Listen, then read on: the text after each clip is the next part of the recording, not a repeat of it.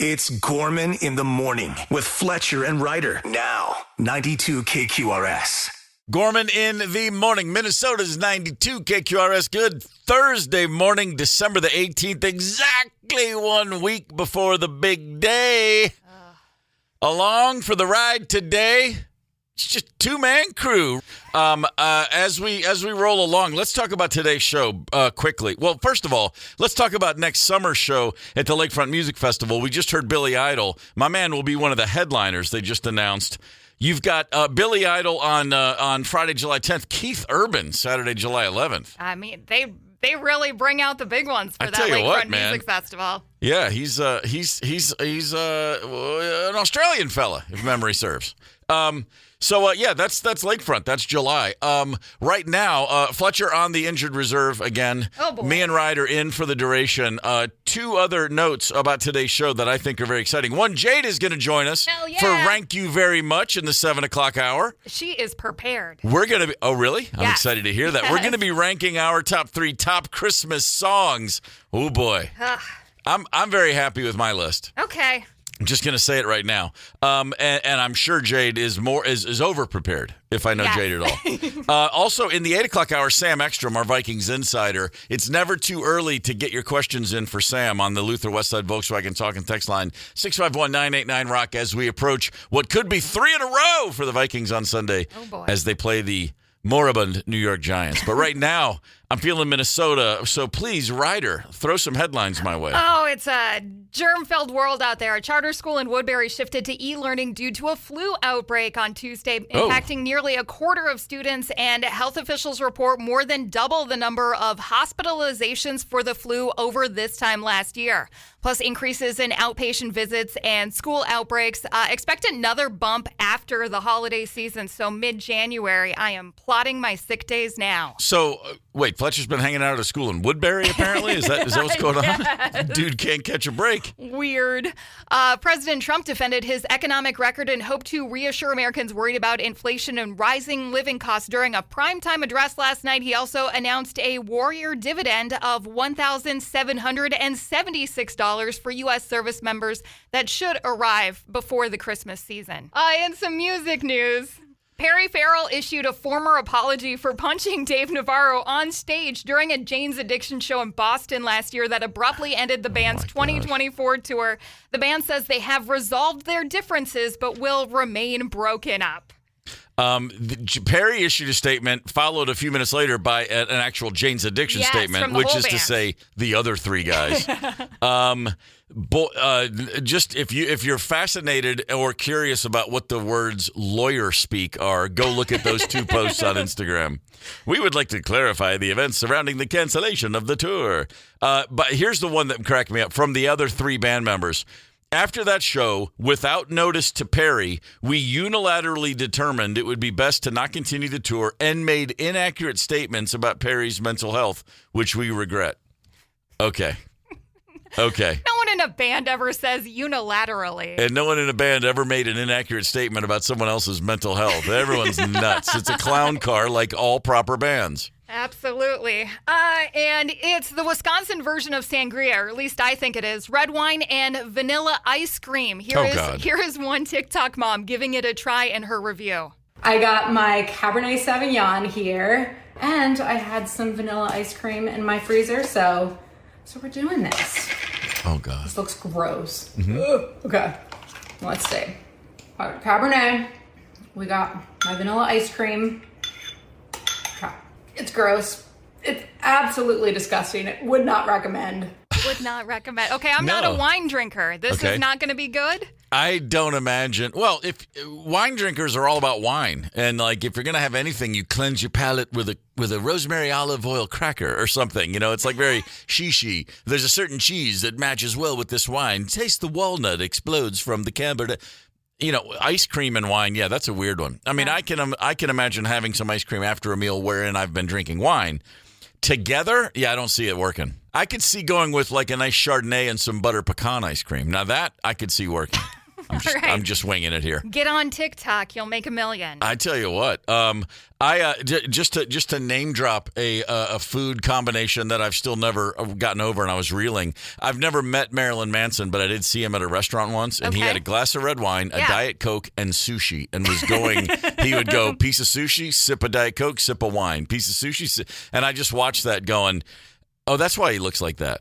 It's because gross. his central nervous system is absolutely disgusting. Would not recommend. Yeah, it was the grossest combination of anybody eating anything in my life I've ever seen. Oh man. Yeah, and by the way, 3 things I enjoy separately, but together I was just like, dude, stop. That's just me. Today is the final day to ship packages without paying a ton of extra money. The post office's cutoff for priority mail is today. UPS, you're already paying extra for normal ground shipping. 3-day cutoff is tomorrow, Monday for 2-day air, and FedEx, 4-day cutoff today, 3-day tomorrow.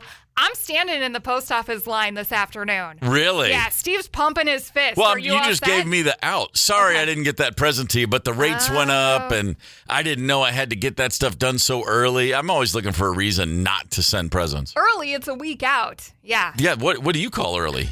I don't know. When's the last time I did something with 7 days notice? Oh, that's fair. I don't even know what I'm having for breakfast today. No. Shipping a present ahead of Christmas? Are you crazy? Yeah, no, you have a show scheduled for whatever night, and you figure out the set list that afternoon. That's it. Drives me insane. Oh, well, you wouldn't have lasted half a minute with the Black Rose on tour. Those set lists were like, walking to the stage. No, do this then.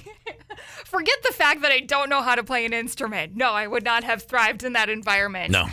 No one won last night's Powerball jackpot, which was over $1 billion. This means Saturday's drawing climbs to $1.5 billion with a $686.5 million cash payout. Saturday's drawing will be the 5th largest in Powerball history and the 7th in Lotto history. What's the tax rate around here on $686 million? It should still be a lot. Yeah, I bet you're probably, well, yeah, you're walking out with 400 mil tax free at least. Does anybody need more than $100 million to get them through the rest of life? I don't think so. I don't. Okay. I do not. I'll go ahead and say this. I need way less than 100 mil to get me through the rest of my life. Call me a Luddite, but I don't need that much. Yeah. So if you win, Steve and I just need $100 million. That's it. The Academy Awards will move to YouTube starting in 2029, with YouTube holding the global streaming service rights through 2033. Executives expressed excitement over the partnership. That's executives with the Academy, saying they're going to grow to a worldwide audience, not only broadcasting the ceremony, but the red carpet event and the governor's ball. ABC will still broadcast the Oscars through 2028, which will be the ceremony's 100th anniversary. If Nikki Glaser is hosting, I'll watch, but otherwise I just don't give a crap. Well, I was going to say whoever's hosting can cuss after starting in 2030. I like this plan. Yeah. And I'd say less dangerous than mistletoe, free weed. Northern California police got the call from some generous soul who put up a sign that read, "Free weed, organic and cage-free," with small glass jars filled with marijuana next to it. The sign was displayed near a high school. That's kind of a bummer, but take a listen to what some of the neighbors thought about the whole deal. I'm kind of disappointed I didn't make it here before the cops. It's at a high school, too. That is crazy to me. There's some funny people around here, I gotta say. There sure is a criminal aspect to trying to give out marijuana. Obviously illegal to try and distribute marijuana to anybody under the age of 21. We've done pretty well. There's not a lot of trees left, but I don't know if we can connect it to the other greenery, if you will. It's that time of the year to be merry, but maybe not that way around the high school. Maybe if it was in a different circumstance where there's just adults around. So just adults around, like this studio. Yeah, exactly. Come on, guys. Hook us up. Mm-hmm. Northern California, so of course I'm just going to imagine that it was like a Leo DiCaprio in the bathrobe from One Battle After Another type of guy dropping those jars of weed off.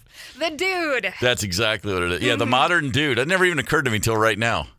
What? Oh, yeah. Jumping on Bridges' bathrobe corner. Didn't even hit me.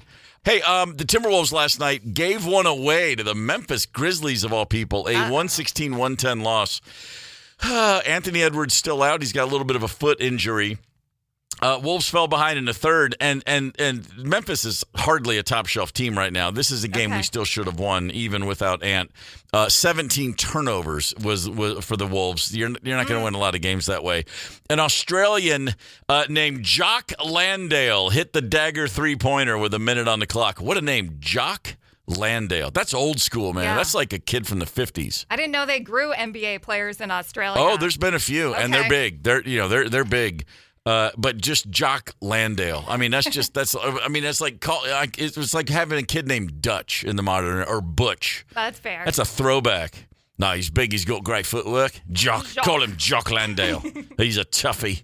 The Loons are saying farewell to the best goalkeeper in the MLS. Dane St. Clair announced, "I'm gone."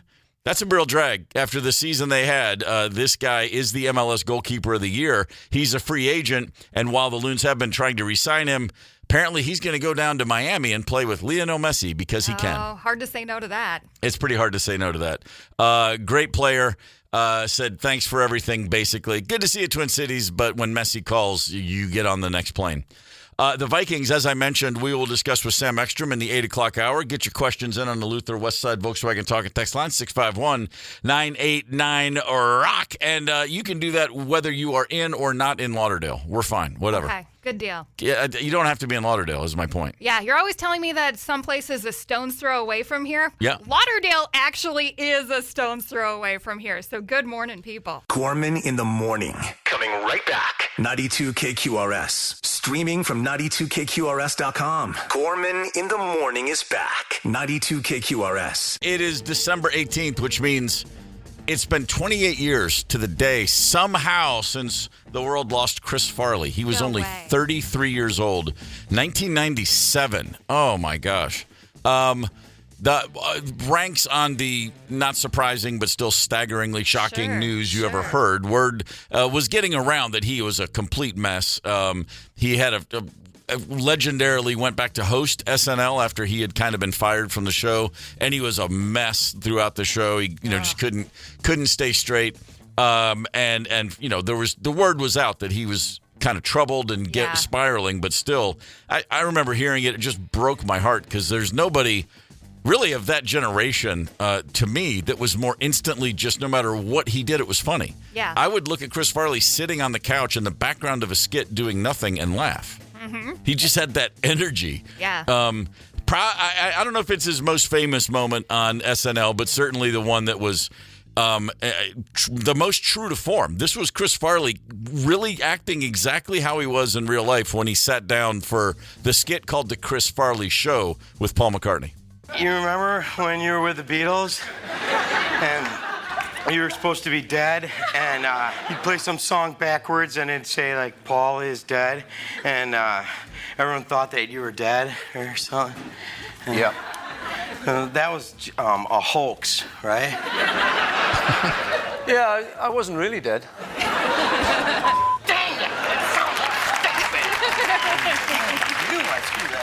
Props to McCartney, too, who plays it great. He did play it great, man. And this is why I don't do interviews, because the questions I would ask would be exactly like that. That's great. No, the Chris Farley thing it was a tough day at McGuire Junior High School, man. That was I that can was a imagine. tough one when you were about that age. Man, we did SNL twice. When I say we, the Black Crowes, my former rock and roll combo.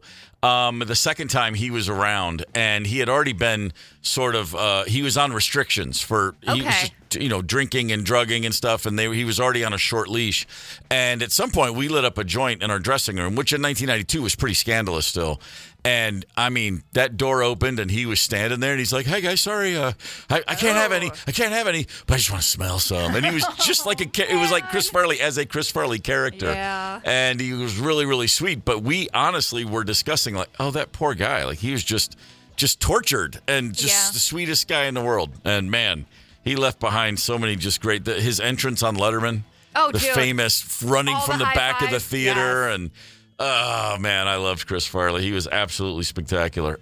It is bowl season, and I don't mean filling up bowls of hooch and guzzling them down around the Christmas tree. I mean, you drink hooch by the bowl? Well, don't you? Is there any other way to drink hooch? Some things I smoke by the bowl. Okay. But no, I do not drink hooch by the bowl. No, I put it in what would normally be a cereal bowl. I fill it to the brim, grab 6, 7 straws all at once. Oh, it's great. Punch Bowl. Yeah. You rally around the old Christmas tree hooch bowl. That's a Gorman family tradition. I like that. No, college footballs are all happening around us in case you're just now picking up on this. Already? We've already missed a few. There's already been the LA Bowl, the 68 Ventures Bowl. The Cure Bowl has already been played. No, we missed the Cure Bowl? All the players have to wear really, really heavy makeup, eyeliner, mascara, hopefully streaking. They all wear a wig. Every time there's a hard hit, the song Boys Don't Cry blasts over the PA. Oh, I like that. Was it on a Friday? I would love the Cure Bowl. Hopefully it would have been on a Friday. Should have been. No, it was actually, I don't know what it is. It's Old Dominion beat South Florida. That's all I can tell you. Okay. Tonight is the Xbox Bowl. The Xbox Bowl. Yeah. Where the hell is that? I don't know. It's Missouri State and Arkansas State. Let me tell you something. I know what Missouri is and I know what Arkansas is, but when you add states, you're talking about very small schools that don't matter. Yeah. The bowl game thing gets out of hand. We all remember last year, Minnesota head coach PJ Fleck, they won a little something called the Mayo Bowl. Yeah, here is Fleck getting doused in the Duke's Mayo. First coach in Duke's Mayo Bowl history to do it with no hat. He is so nervous. That's a trooper. Let's make some noise.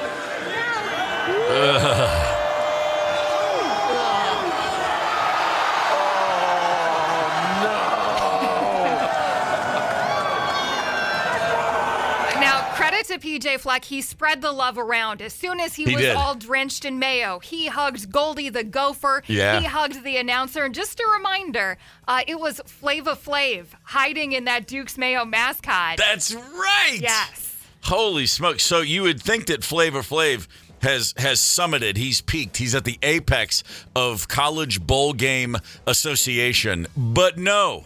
That would be Snoop Dogg. Because there is a little game happening December 27th called the Snoop Dogg Arizona Bowl.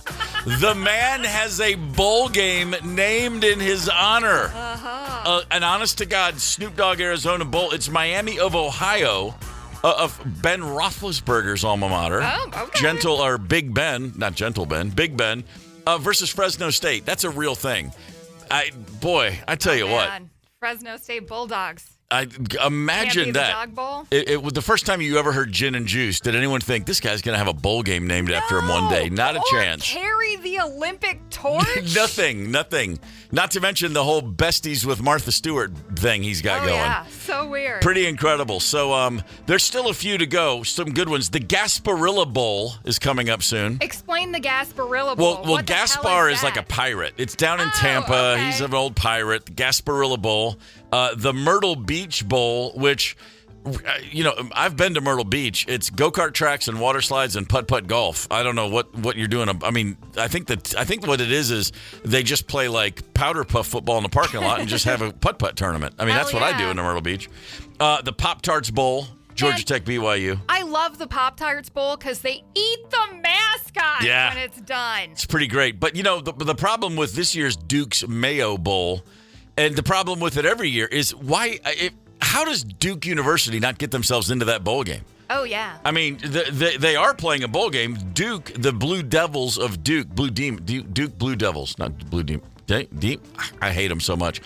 They're in the Sun Bowl, which used to be around for years as the Sun Bowl. Now it's the Tony the Tiger Sun Bowl. Can we stop? Look, I don't mean to say get off my lawn, as an old guy, but, the Orange Bowl, the Citrus Bowl, the Peach Bowl, the Blue Bonnet, the Astro Blue Bonnet Bowl, for God's sakes. Even those, it was just like, okay, cool, I get it. When they started throwing the Tostitos Fiesta Bowl and the sponsors in front, it got a little out of hand. But now it's just what you have to do. If you're going to have a bowl game, you got to think first and foremost, who's buying in? What kind of weird name can we slap on this thing? But you've thrown out some weird names that don't have branding, like the Galsparia? Gasparilla?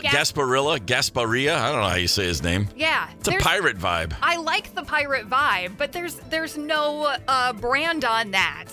No swashbucklers. That's true. Well, they probably got to get a few under their belt before they can go off and get some sort of...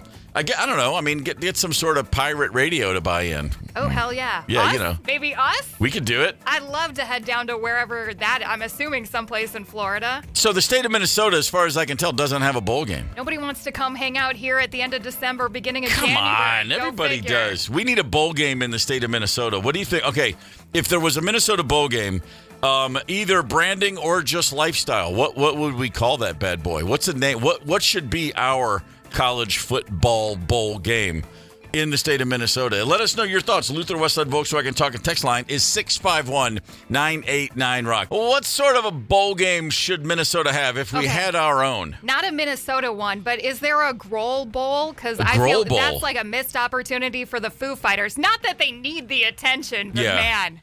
The Grohl Bowl, sponsored by Grolsch beer. Makes it the Grolsch Grohl Bowl. I'm unfamiliar with Grolsch beer. Really? A Dutch beer? It comes in the bottle with the flip top. I do know that. Whatever you can, not flip top, but it's got the little things and the rubber thing. The rubber, yep, I know. I don't know. What do you call that type of bottle top? Somebody must be able to hit us up on the Luther Westside Volkswagen Talking text line. Thick glass, too. Yes. A Grolsch beer bottle, if you're in a pinch and you got to knock someone out, grab a Grolsch. Noted. Just letting you know. Pro tip from Steve. Luther Westside Volkswagen Talking text line. A lot of suggestions.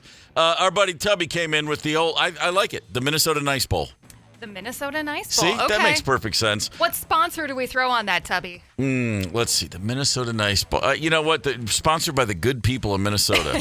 Passive aggression all day long. Feels like maybe a Progressive or Geico sponsorship would fit there. That makes pretty good sense. The Post-it Bowl, the Grain Belt Bowl. It's just I like the Belt Bowl. My heart. I'm a fan. A little alliteration always works well.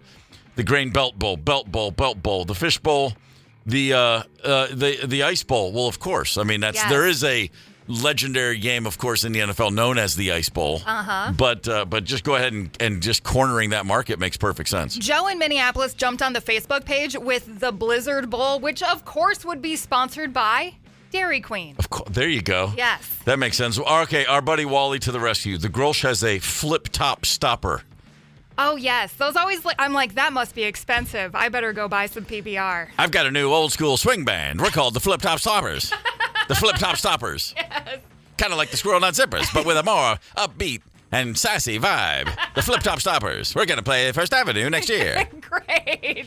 And in this bowl game, Yale beat Harvard 6-2. Get me on the gas list now. How about this? All right, Dean Smith, not the legendary coach of North Carolina, but a listener who texts us regularly. Oh, I love Dean. Yeah. How about the Replacements Bowl? Both teams are given a plethora of cigarettes and alcohol during the game, but at the end of the third quarter, both teams have to start a fight with their own teammates and walk off the field. Yes. Yes. Winner. Yeah, I would be every year I'd be front row, 50-yard line for the Replacements Bowl. Oh, hell yeah. Gorman in the morning. Coming right back. 92 KQRS. Streaming from 92KQRS.com. Gorman in the morning is back. 92 KQRS. Thank you very much. Very much. Thank you very much. Thank you very, very much. Thank you very much. Minnesota's 92 KQRS, Gorman in the morning. It's time for Rank You Very Much. Of course, it would be a Christmas song edition. And I'm very happy to say our little Santa Claus for the day, Jade, coming in early morning. I know I didn't bring any gifts with me, though. No, you did. Your presence is your present. Oh, so what's the sweet. dad joke there? Come on, man. This is good stuff. So we're going to rank our top 3 Christmas songs, Ryder, Jade, and myself, and we ask that you let us know yours on the Luther Westside Volkswagen Talking text line, 651-989-ROCK. Still got a few already, I should say, have a few good lists coming in, which we will share with you throughout. But right now, there's no time like the present to dive in. Christmas songs, rank you very much. Ryder, your number 3. All right, I'm kicking us off with the Pogues, Fairy Tale of New York, and I will sing the first 2 lines and then just do... That's all you got to do. Yes. That's all Shane ever did. And I thought those were the lyrics. Yeah, that's exactly right. Just embarrass the crap out of him. Yeah, there's certain songs. I mean, I think probably the 3rd time I heard that, I was already like, this song's been around forever. It's it was instantly eternal, that song. Strong finish. We can't even begin to poke holes in that one. Strong. No, I thought that was like a number 1 pick. Jade, your number 3. All right. I'm starting with a true number 3, Ryder. And the reason why I picked Eels, Everything's Gonna Be Cool This Christmas, is because I feel like people are a little stressed out. They are? This is a season of chaos. Yep. And so that's a song that's like, hey, let's all just take a deep breath Everything's going to be cool. Nice. I like it. I enjoy that. Yeah. I would like everything to be cool this Christmas. I don't feel like it's going that way. No, I'm with you. I appreciate the optimism, the hopefulness of that message. That's what I'm trying to bring us. Okay, my number 3, I mean, look, a no-brainer to immediately think about hookers on Christmas. Well, I guess for some of us. I'm going Tom Waits, Christmas card from a hooker in Minneapolis. I love Tom Waits. I love Christmas, and I love Minneapolis. Game on. Yeah. So it came right to mind. Gargling rocks and Just swirling whiskey. I feel it. And singing from the heart. I saw Tom Waits on October 22nd, 1987 at the Warner Theater in Washington, D.C. Okay. The concert film, Big Time, was filmed on that tour. If you ever see it, it's hard to find now. But it's one of the great concert films ever, seriously. And left Atlanta the night before to drive overnight to D.C. with Mac D from North Carolina in his 1970 Dodge Tempest. And he said those famous words 90 minutes into the drive. Hey, you can't put too much oil into a car, can you? Oh, and moments later, the engine block cracked, and we slept on the side of the road in Anderson, South Carolina, waiting for a garage to open. Long story short, rental car picked up the next day around noon, drove like a bat out of hell to finish the drive, walked in, sat down right as the house lights went down. One of my great shows, one of my great nights. But anyway, Tom Waits, Christmas, Minneapolis, and a hooker who spends the whole song explaining she finally has her life together, only in the final verse to go, actually, I don't have a husband. He doesn't even play the trombone. I need money for a lawyer, but hey, I'm eligible for parole on Valentine's Day. Those are the lyrics.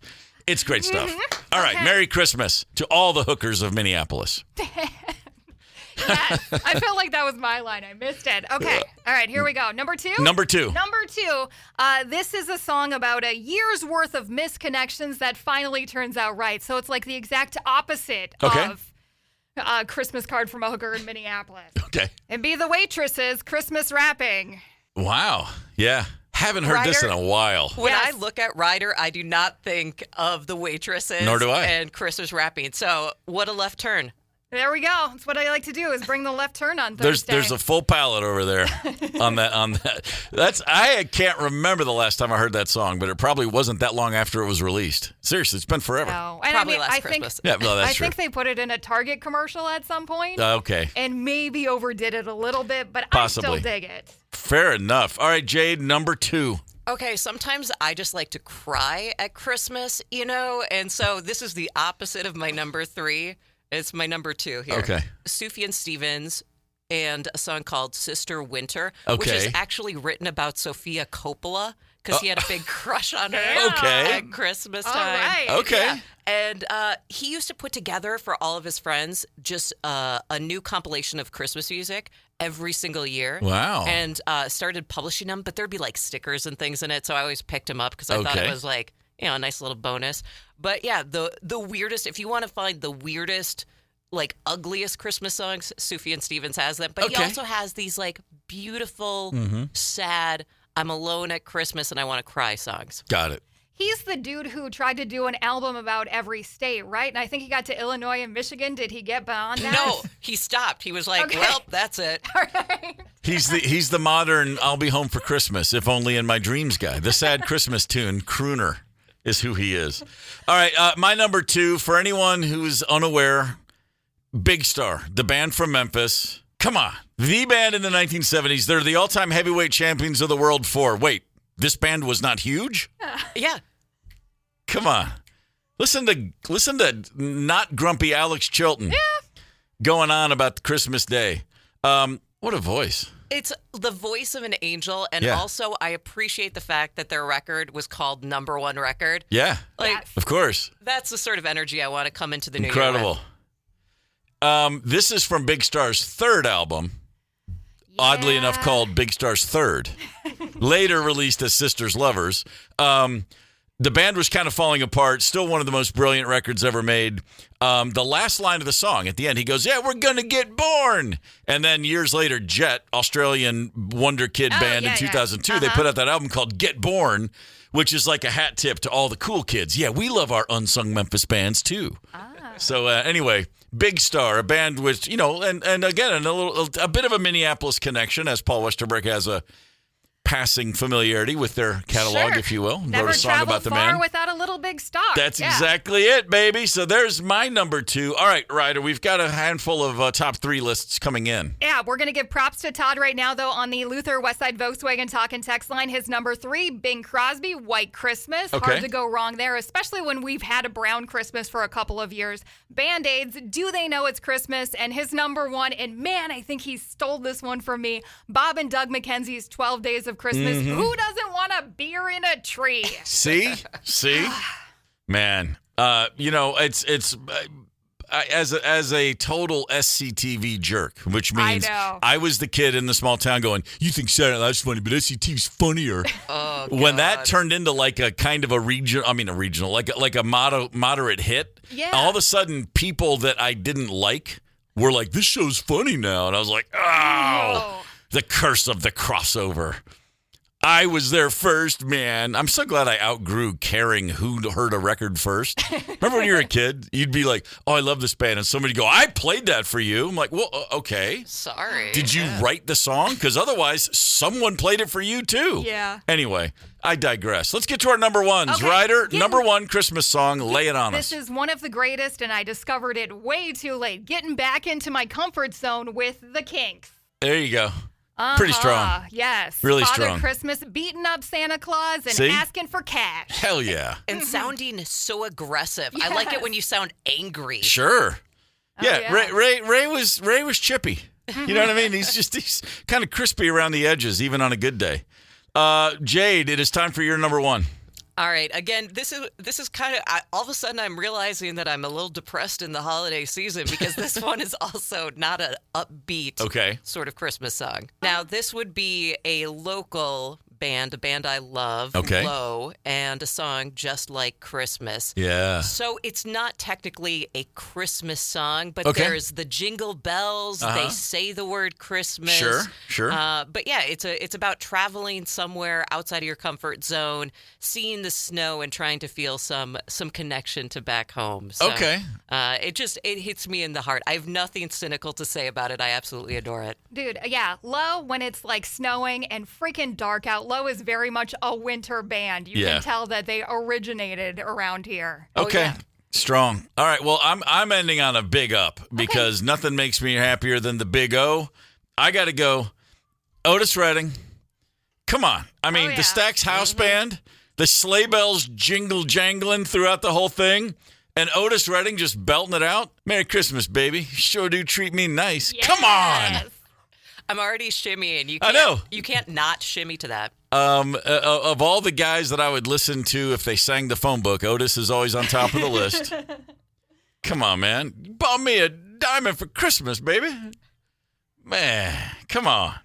Oh, yeah. I got music on my radio. I feel like I'm going to kiss you standing beneath the mistletoe. Nobody works that in like Otis. Hell yeah. The king. Now and forever. So that's a pretty strong little list of top 3s right there. I like that. I think I'm late to the party on this Otis one. I'm not familiar. So we covered a lot of ground, the 3 of us. Mm-hmm. Well, I just want to say, if you want some more holiday music, starting tomorrow night and going all next week through actual Christmas, I'm going to be breaking KQ with only Christmas music. So a different mix every single night. That's a whole lot. Yeah. Is it? Do you have any like specific themes picked out, or is it just going to be blanket? Send me your favorite Christmas tunes. I think it's going to be send me your favorite Christmas tunes, and I'll try and work it into something that makes sense. I'm confident it's going to work out.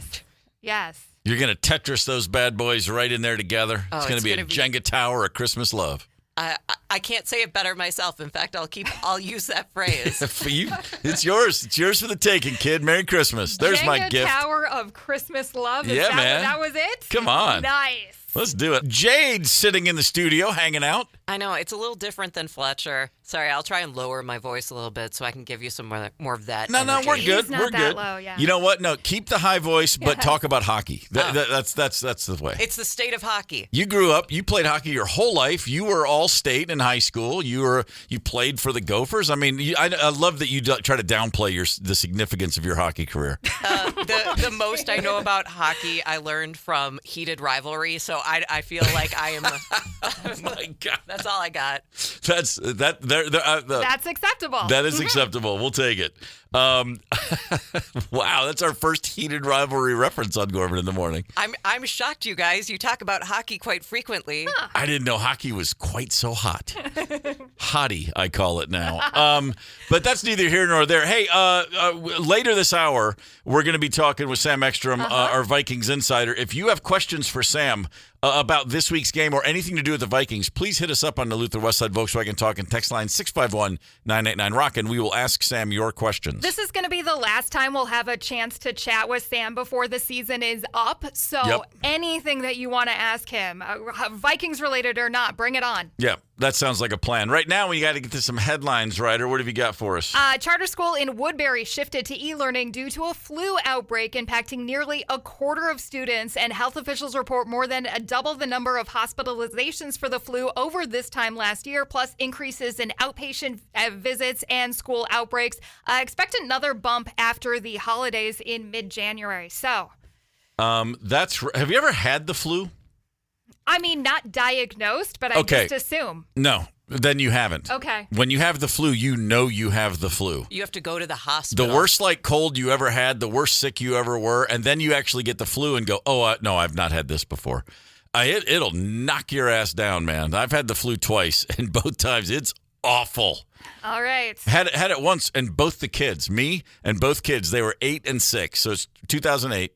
No, they were still 7 and 5. And the three of us, it was their spring break week from school. And fun. we had the couch, the couch, what do you call it? The bed, the couch like that a folded. hide-a-bed? Yeah. In the den in front of the TV, and the three of us just laid there all week, and our wife and my wife passing the vomit bowl. Yeah, it was just we were just miserable watching that Elmo Christmas thing I talked about that they couldn't watch enough of. We just watched movies and TV shows, and Rosemary steered clear of us for a full week. It was awful, but kind of nice to look back on.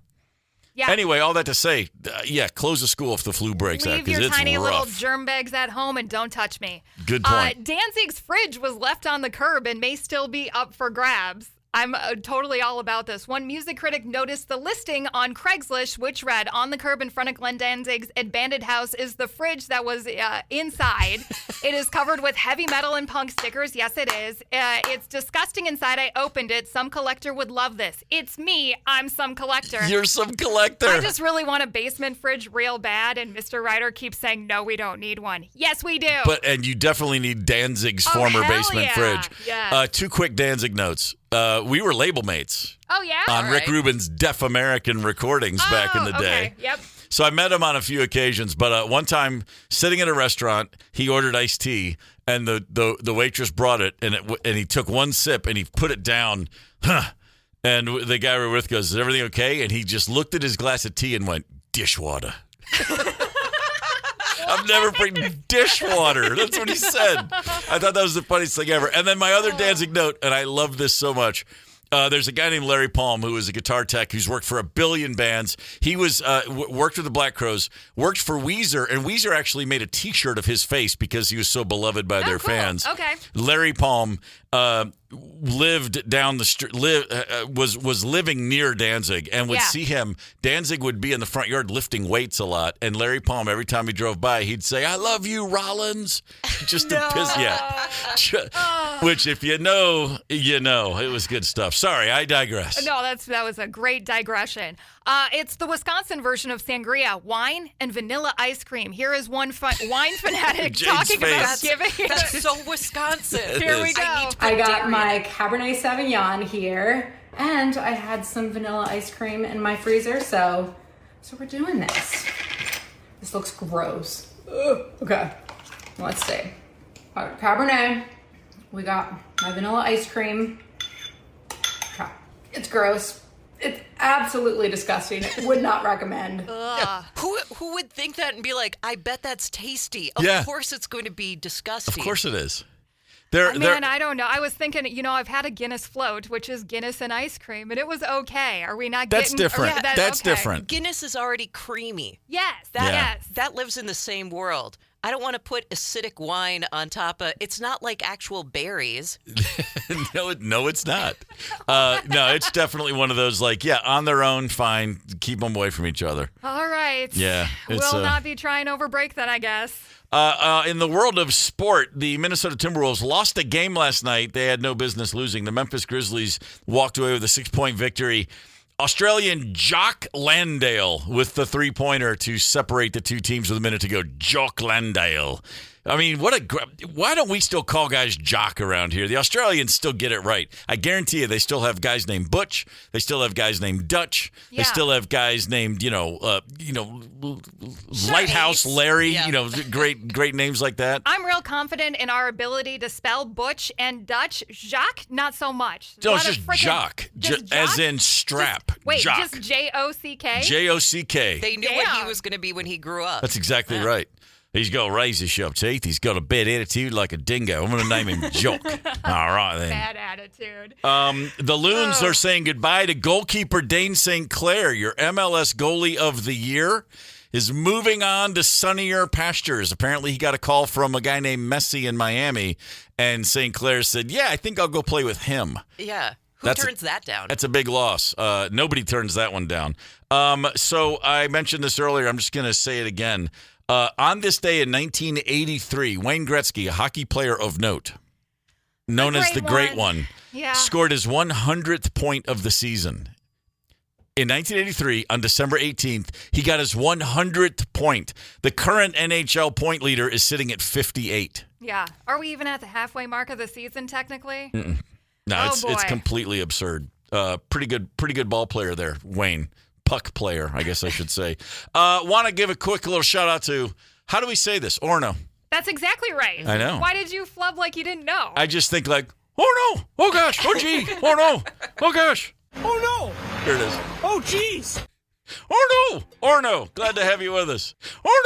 Orno, glad to have you with us. Let's welcome to the show the president of the Minnesota Bruce Springsteen fan club. Maybe, I don't know. Sam Ekstrom, our Vikings Insider.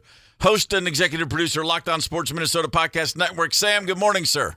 Good morning, Steve. How are you? I'm good, man. Any truth to the rumor that you're the president of the Minnesota Bruce Springsteen fan club?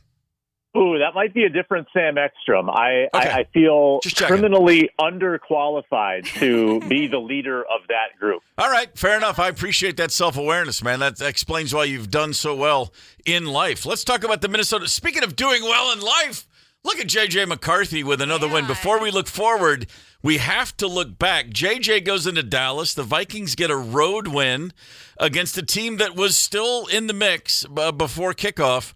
How significant, just for J.J. himself, was Sunday night? Massive. I think it checked a lot of boxes that we hadn't seen yet. It meant he had to put together a second straight good performance. He checked that box. He won a bit of a shootout. We hadn't really seen him do that yet. They scored 34 points. He checked that box. Yeah. And I really like that it didn't come necessarily that easily to him. I mean, the defense didn't do him a lot of favors. The Cowboys kept scoring, and JJ had to keep up with that. The protection was good, but he also had to wiggle out of some problems and run for yards, which I appreciated. He didn't take any sacks, which I think is not only a credit to the offensive line, but a credit to himself. Special teams didn't do many favors. His receivers had some drops. Like, he had to work through some adversity to play that well and win that game. And he recovers from an early interception that could have sent things spiraling the wrong way. He's playing from behind 7-0 right off the jump and still managed to stick with it and had, I think, his best four-quarter consistent performance that featured, Steve, some real splashy throws down the field. It wasn't all simple stuff. Yeah, I'm happy to always overreact as a football fan. So when things are going poorly, it's the end of the world, and then we start to see signs of life, and then I'm thinking, okay, we got a chance, and then by the end of that game, I'm thinking, hey, this kid's legit. So I'm glad to hear you say, because I've been saying I just need some breadcrumbs. You got to show me a few dominoes going in the right direction to show me that you're figuring this out. That game Sunday night, I was watching it, and I thought, this is incomprehensible 4 weeks ago that he's doing what he's doing now. So I guess, as we always say in football, teams and players are way closer to success than you think. For him, they really did tighten a bunch of screws in place, didn't they? Yeah, I mean, I think even in the worst of his performances, we would still see the occasional flash. We just needed him to mitigate those crippling errors, those bad interceptions down the field, the sacks on third down that you can't just afford to take. And in a 2-game stretch here, which is enough to overreact, he has reduced the amount of mistakes. So that's a credit to Kevin O'Connell. That's a credit to J.J. McCarthy for not getting discouraged and still being able to have confidence going out there despite his embarrassment in previous weeks and the criticism that he's receiving, to go out and win a couple games when there was really nothing on the line and to eliminate a team that was trying to make the playoffs. That takes some stones. So I think now people are fired up, Steve, about what if they finish 5-0 this season? What if they finish on a 5-game winning streak? How much momentum that gives you going into 2026? That would be incredible. Not to mention the fact that then you're also, if that happens, they're kicking the Lions and the Packers in their shins on their way to the offseason, which is always a nice bonus. Sam Ekstrom's with us on Gorman in the Morning. I was thrilled to see JJ hit JJ for a touchdown, but Jefferson's 6 were taken away from a penalty. How do we get Justin Jefferson back into sync with this new quarterback? Right. It's wild how poor the chemistry is between those two. I was doing some digging on this very thing. When Carson Wentz was the quarterback, Justin Jefferson was on a 1,600-yard pace this season. And when J.J. McCarthy is the quarterback, I think he's on about a 600 or 700-yard pace. It's a terrible discrepancy. Some of it's on J.J. Dropped balls are not going to help. He dropped the touchdown, arguably, in that Cowboys game. Mm-hmm. A lot of it, though, is on J.J. McCarthy. He's overthrowing him constantly, not even giving the best receiver in football a chance to make the play. And you can tell by the body language that Justin Jefferson is discouraged by it. I know he's had like a real positive attitude in his interviews and press conferences, but it feels like he is hurting. When he watches the ball sail over his head, that hurts. And this is a crazy stat. His passer rating when he's thrown to is 48 this year. For reference, it's never been lower than 107. This year it's 48. Man, that's that's one of those ones where the numbers are actually worse than you expect them to be. Well, whatever it's going to take, I certainly hope they're working on that as we speak right now.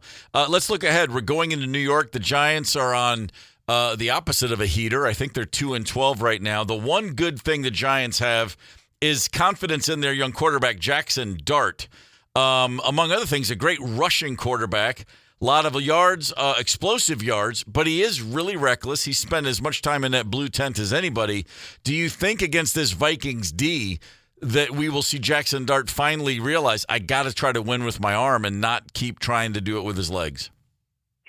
Yeah, I think for his own health, he has to do that. The concussions are a real problem. He's got 400 yards on the ground this year, and that's what makes him so special, is that he can use his legs about as well as any quarterback, and that's his secret sauce. Unfortunately, it's hurting him. It's hurting his future, and we've seen it with J.J. McCarthy when he tried to get too mobile. He hurt himself. This is a real risk for young quarterbacks. I know it's all about the mobility, but sometimes you got to use your mobility to extend the play behind the line of scrimmage and just make a throw. Don't take a hit. Use that extra time to make a better throw downfield. So can the Vikings slow down Jackson Dart and the legs? I think they'll have to do a little better job than they have against guys like Caleb Williams, Lamar Jackson. They faced a lot of mobile quarterbacks this year, and the results have been mixed. I think Brian Flores' defense is much more geared to stop the pocket passers. The mobility creates another wrinkle. And you've lost one of your top edge rushers, Jonathan Grenard.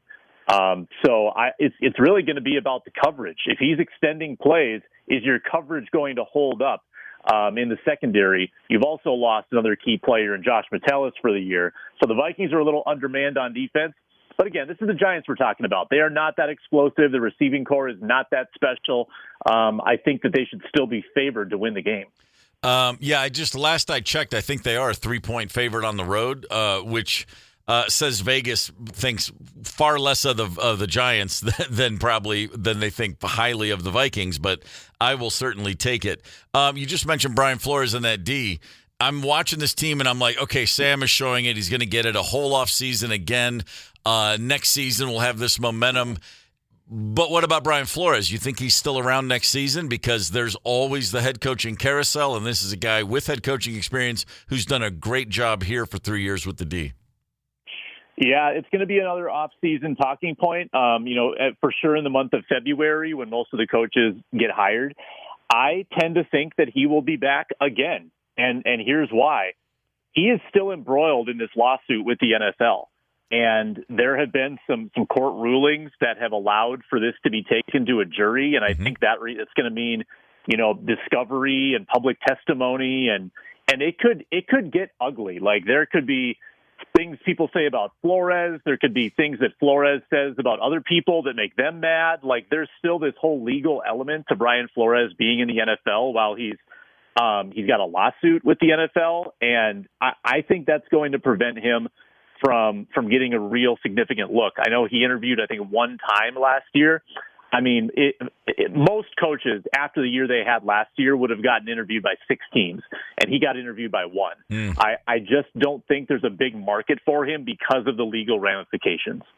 That makes perfect sense. Sam, we are looking ahead probably a little too much. We should stay present and appreciate when it's going well. That said, a couple of several listeners have come in with the same question. Tubby, Tracy, and a few others. Any truth to this Joe Burrow rumor out there? Are the Vikings looking around beyond J.J. McCarthy and seeing if there's a deal to get in a proven veteran like Burrow from Cincinnati, who's clearly miserable with the Bengals? Yeah, that's a fascinating saga. Last week, the Minnesota Wild swung a huge deal for a superstar, and Bill Guerin, their GM, he said, when a player like this caliber is available, you have to make a run at him. And I think that would have to be the mentality with Joe Burrow, that if a player of that caliber, a quarterback who is still in his 20s, he's made a Super Bowl, if he is available, I think you have to take a look.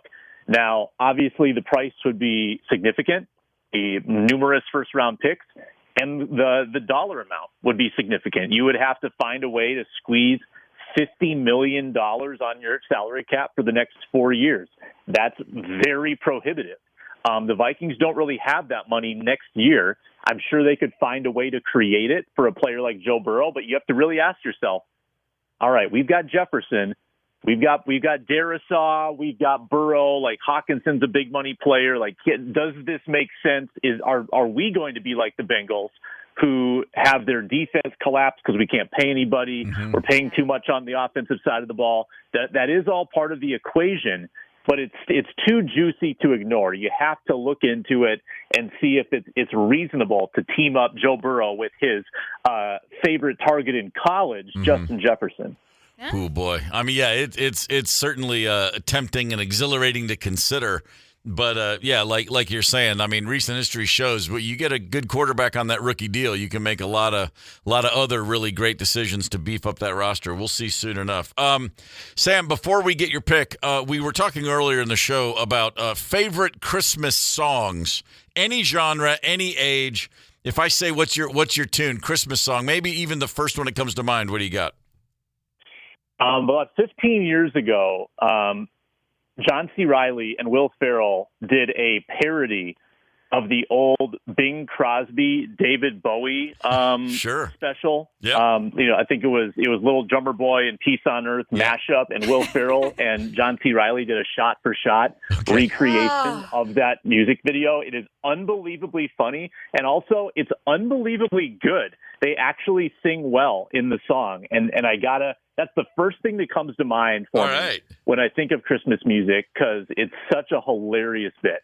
Oh, I dig it. I'm gonna have to check that one out. I missed it somehow. I will find it and get it on our socials if anybody else wants to dive into that one. Yeah, strong. Yeah. Nice pick. All right, Sam. So let's do it. Sunday, Giant Stadium, noon Central kickoff. What are we gonna see? Yeah, I like the Vikings. It's unbelievable the confidence that I have in this team all of a sudden, but I like them to win. I like them to cover. I'm going to say 23-18, weird score. Vikings win by 5. I like it. I think they can do the thing where they hold teams to field goals. I'm going to say the Giants have 6 field goals in the game, no touchdowns. Yeah, wow. Love it. Okay. And then Sam, since we're not going to catch up with you before the season ends, we don't have to go deep on either game, but let's talk about 5 straight to win the season. Let's talk about spoiling the Lions and the Packers. Yay, nay, no chance. Who knows? The Packers are suddenly very vulnerable thanks to injuries. What do you think about those final 2 games? Yeah, and you get them both at home, too. There's going to be a ton at stake for Detroit, certainly. Probably for Green Bay in that final week in terms of seeding. We got to see what they do in the next 2 weeks, but I think both teams will have something at stake. I really want that Packers game because that means that J.J. McCarthy will have beaten all the NFC North teams, beat the Bears on the road, beat the Lions on the road. If he can get the Packers in Week 18 with something on the line, that would be a pretty cool resume.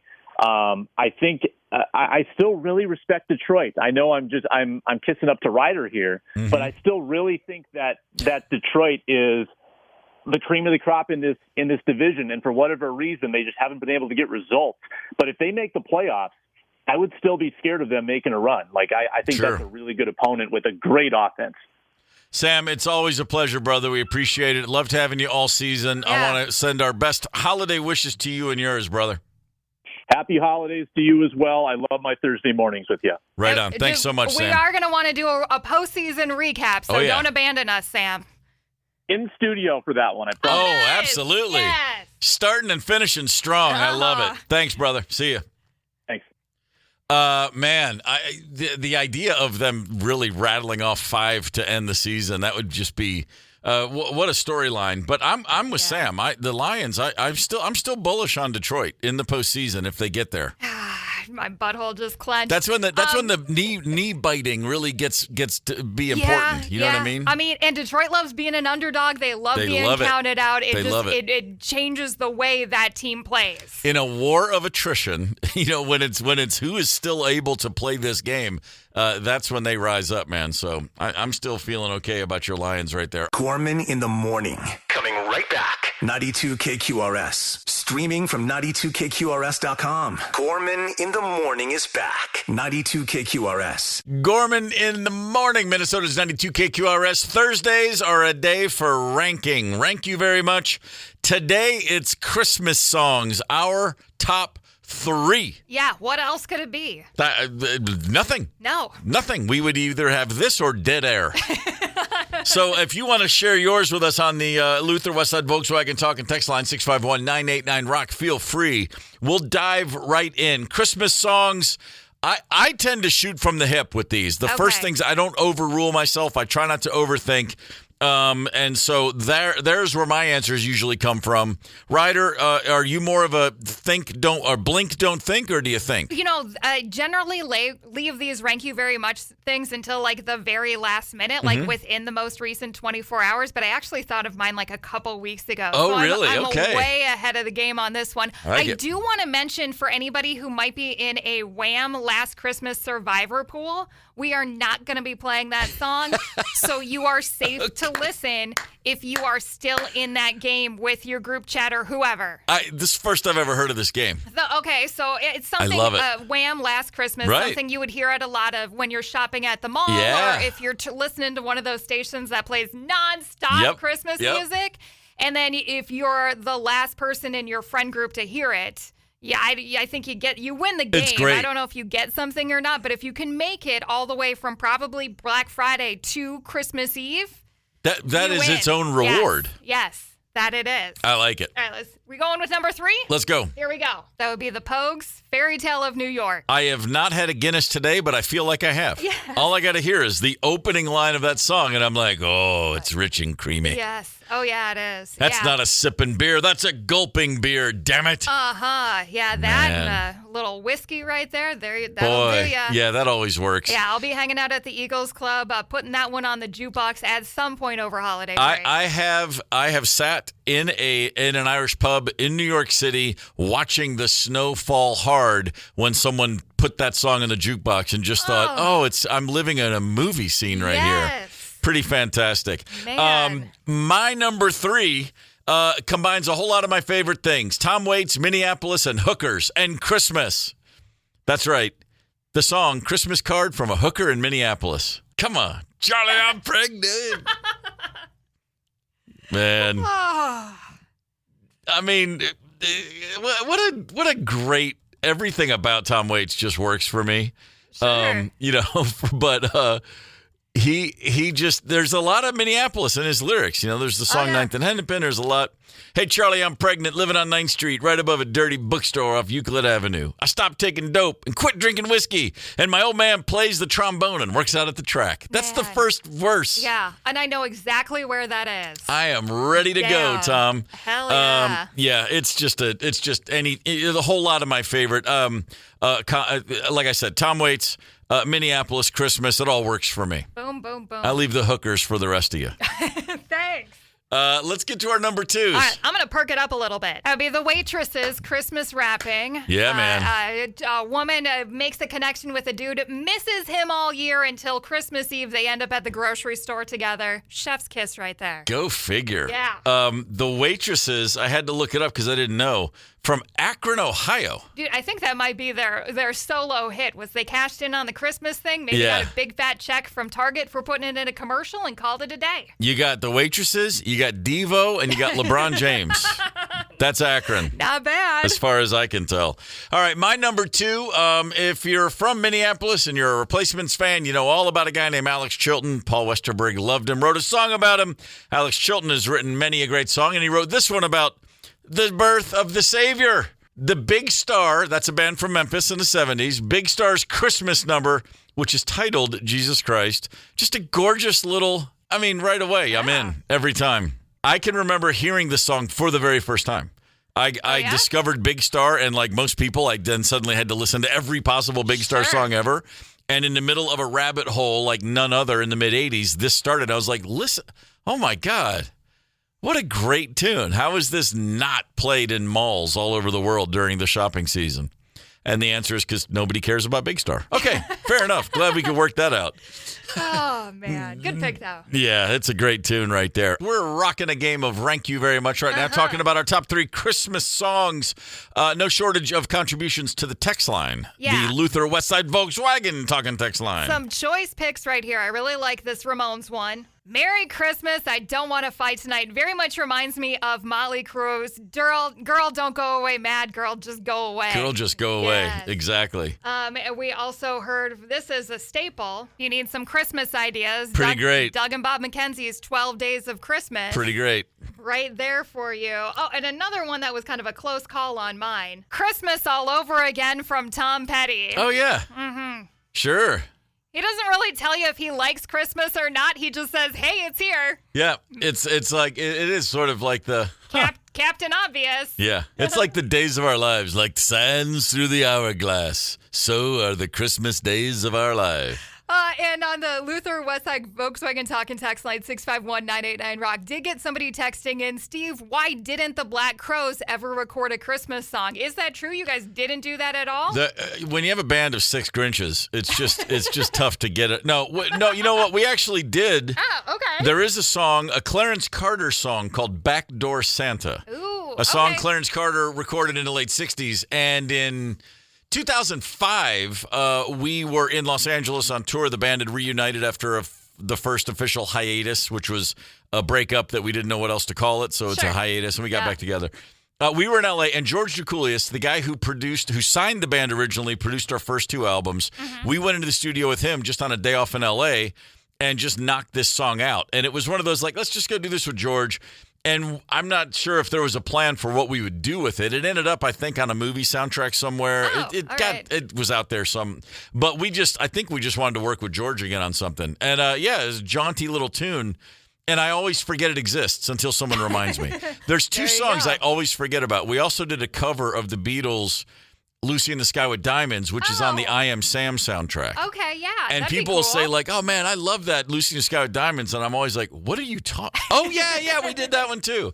So that's that. Yeah, there's two just one-off sessions that, like, never registered in my memory bank. Yeah, for sure. All right, let's get to our number ones. Ryder, what do you got? Very Ryder pick right here.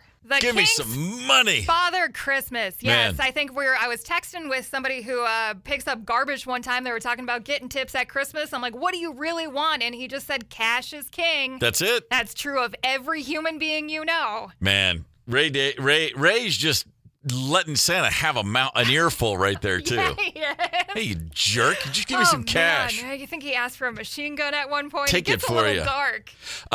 My number one, just right to the top of the heap for me, the Big O, Otis Redding, the greatest soul singer ever. Who else do you want to say, hey, Merry Christmas, baby? Yeah. Come on, the Big O sure do treat me nice. Come on. Who wouldn't treat Otis Redding nice? Oh, hell yeah. Man, that dude, there's nothing better. To me, him singing anything, but especially Merry Christmas, always works for me. Puts me in the spirit.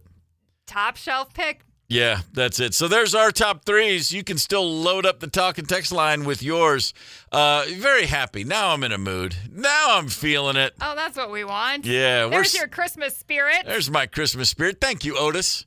We got a little bit of time left today. We got, in fact, just enough time for the last word. Lay it on me. There's a guy named James Hollis that I've read several of his books. One was called The Middle Passage, which I read in my 30s. And James Hollis, is a Jungian psychotherapist or writer, psychologist. Carl Jung, if you've heard of. Yes. His basic thing is you have your conscious mind, but your subconscious mind can tell you a lot too. You're trying to integrate them, and it takes years. And by the time you die, hopefully you have a sense of who you really are. Oh, Long story short. All right. But this is something I read that James Hollis, the Jungian therapist, said, and I love it, and I just love sharing this. And I think it really matters. He says, when stumped by a life choice, choose enlargement over happiness. And then he goes, don't make a major personal decision with the thought of, will this make me happy? But rather say, will this choice enlarge me or diminish me? He said, we're terrible at predicting what will actually make us happy. That question gets bogged down in our narrow preferences for security and control. But the enlargement question brings forth a deeper, more intuitive response. You tend to just know whether leaving or remaining in a relationship or a job, it might bring short-term comfort, but you're cheating yourself at growth. Your central nervous system knows. Don't question it. And then he went on to say, also, never worry about burning bridges. Irreversible decisions tend to be more satisfying because now you only have one way to travel. I love it, man. I am down with that. I like that last part especially. Yeah, it's like only hey, having one direction. Let's not complicate. Your subconscious knows. Your conscious mind gets in the way. Yeah. Enlargement over happiness. Okay. Happiness is up to you. The situation, is it bigger or smaller? Go big. Go big. Go big. Anyway, go if that home. makes sense to you, it certainly does to me. Tomorrow on this show, comic Chris Maddock will be joining us. Yeah, he, like pretty much every great comedian we know in the Twin Cities, is doing a New Year's Eve show. And I believe his is at the Comedy Corner Underground, which went dark for a little bit and then coming back. He's co-headlining with our buddy Ben Katzner. Excellent. Coming up next on this very station, Lisa Miller filling in for Fletcher. Oh, so lucky. Always a good thing to hear. And then also check this out. She does have wild tickets. So great music, a great hang with Lisa, and you might win some hockey tickets. So keep it right here on Minnesota's 92 KQRS. Gorman in the morning is also Gorman on the go. Get the 92 KQRS app and stream live or catch the Gorman in the morning podcast anytime. 92 KQRS.